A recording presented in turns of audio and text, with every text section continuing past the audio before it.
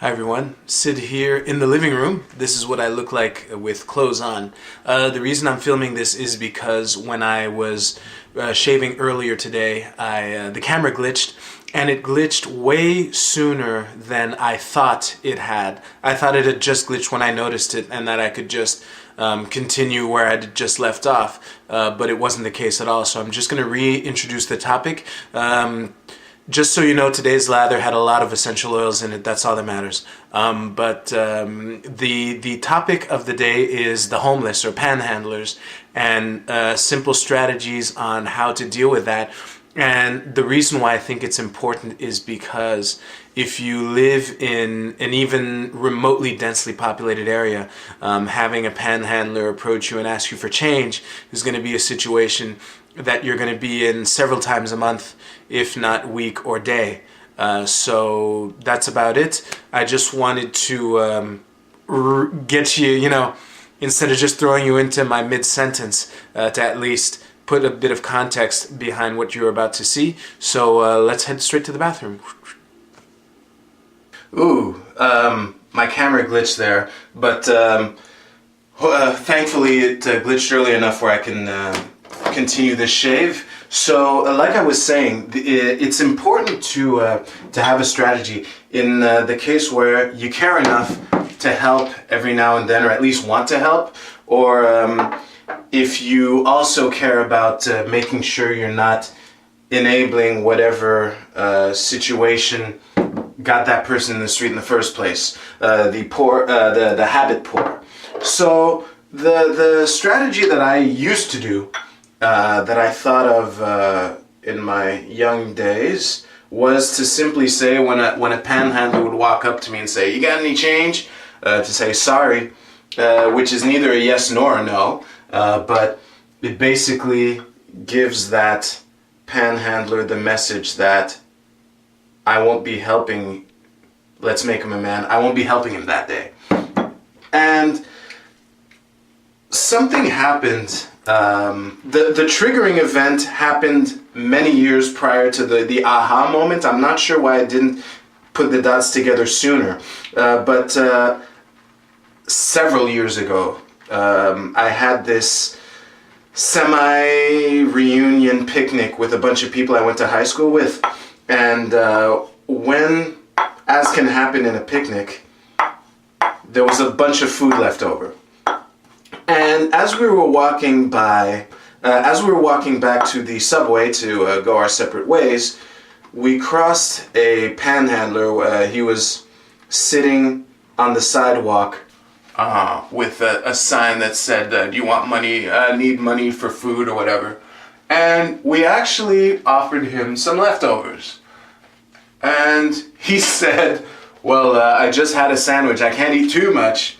And that moment stuck in me. Clearly not enough for me to connect the dots quickly, but years later, when I remembered that moment, I came up with a strategy of basically, instead of just saying sorry, whenever a panhandler asks for change for something, to really offer them that thing. And the immediate results that I got were so discouraging. As a matter of fact, ever since I've been doing this every now and then, I've only helped out 2 people. But I don't feel bad for reasons I'll get to in a second.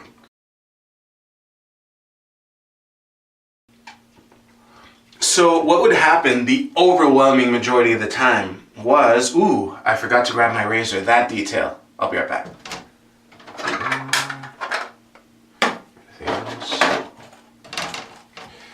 Yeah, should have thought of that part sooner. So, the overwhelming majority of the time, what would happen is the panhandler would just change his story.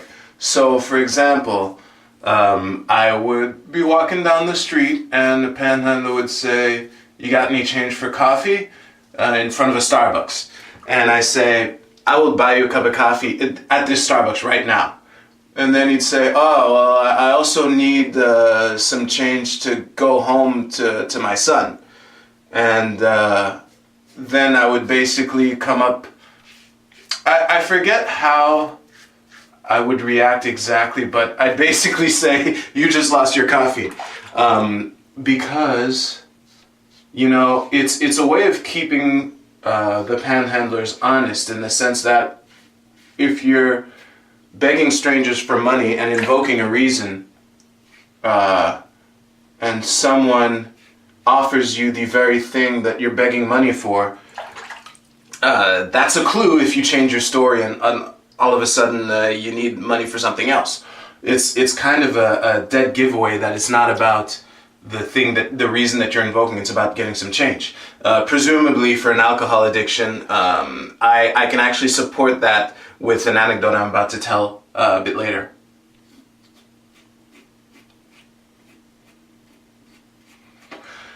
So the thing with that is, the percentage of people who would just change their story when I'd offer blank when they were begging for change for blank was so was such an overwhelming majority that I just stopped doing it. And I went back to just saying sorry, which is still what I do today when a panhandler asks for change without invoking a reason. But there are two stories of people I ended up helping, one of which, well, both of them I'll never forget, because they're the two in the dozens and dozens and dozens, if not hundreds, of panhandlers that I've offered things to. The first one, it was some teenager. I was on my way home from work, and I was, walking to the subway station, and the guy approaches me and says, listen, me and my friend are stuck, and we need some change to buy subway tickets so that we can get home. And I told him, I will buy you 2 subway tickets right now. The look on his face when he said, really? was a marking moment, and that little really was what made it worthwhile for me to use this strategy, despite all the people prior to that person who had changed their story. So we went to the subway together. I bought him 2 tickets, and he thanked me wholeheartedly and went on his way. The other story wasn't so cool, but it was still pretty cool. Let's just get to the story. So I'm going home again after an evening spent with a friend, and this panhandler is asking me for change for some food, and he's doing so right across the street from a McDonald's. So I turn to him and I say, I will buy you any meal you want at that McDonald's right now. And he was wise enough to take me up on the offer. But the part of this story that leaves a sour taste in my mind's mouth, if that makes any sense, is that while we were waiting, because this was like, it was like after midnight, it was kind of a rush of people who were clubbing and wanted some food before going home. It was during this. So, the part that sucked for me was that while we were waiting in line, the guy turns to me and asks me for change for something else. And I was so shocked, because I right up until he turned to me and asked me for change for something else, I was convinced that I'd found another really kind of situation. But he kind of exposed himself as not really being in for it for the food. The only reason why I didn't give in to my temptation to tell this guy, like, no, I don't have any change for this other thing, and you know what, you just lost your meal, and walked out, was because that would be ridiculously sick to take someone who's already in a desperate situation, get him this close to getting some sense of relief, and then leaving him high and dry. Like, as mad as I was at him in that moment, there's no way I would be cruel enough to do that.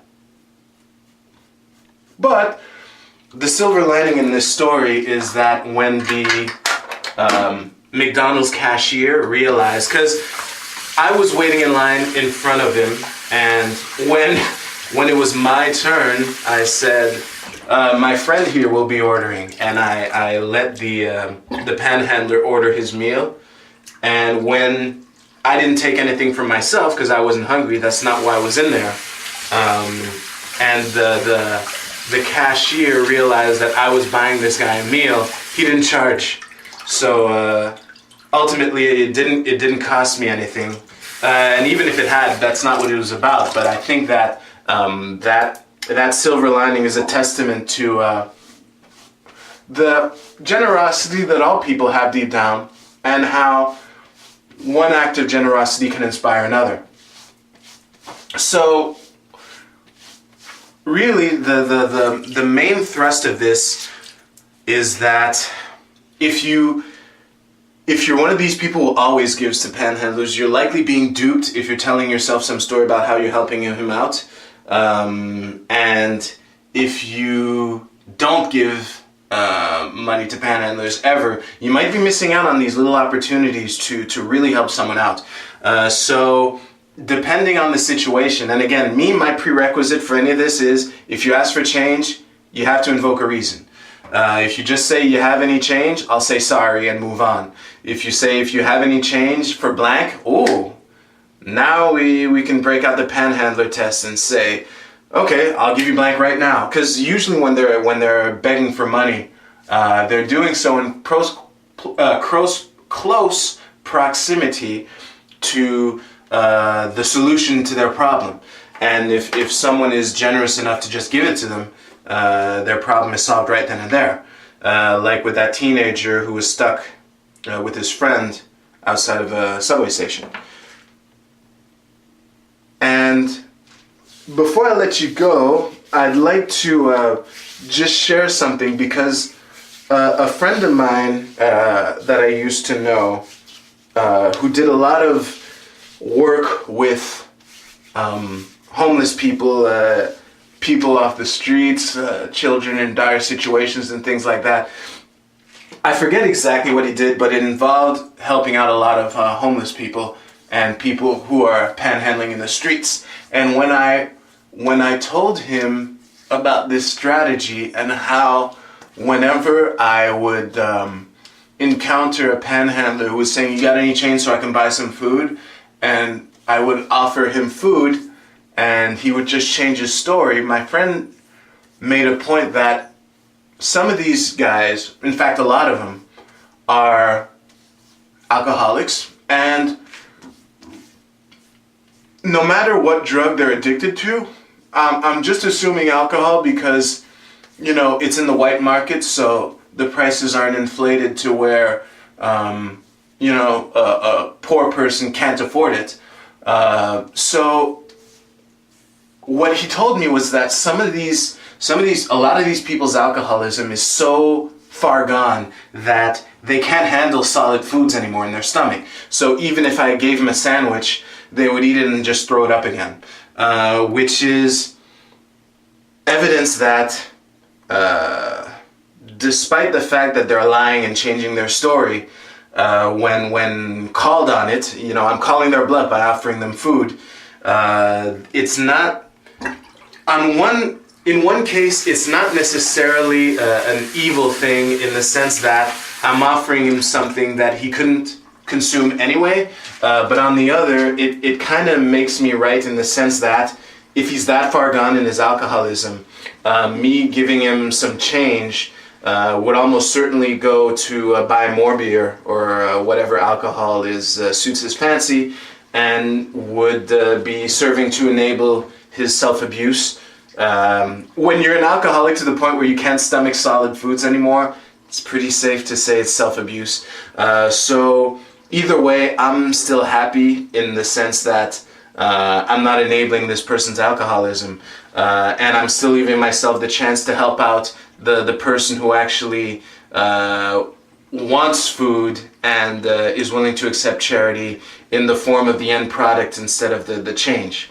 So there are no real silver bullets for this situation. I just wanted to shoot this video to share this really simple strategy with you. So thank you very much for watching. Please like and share, subscribe on YouTube. You can also follow me on Twitter at @SidRockMTL. And that's it for today. I will see you the next shave. You take care.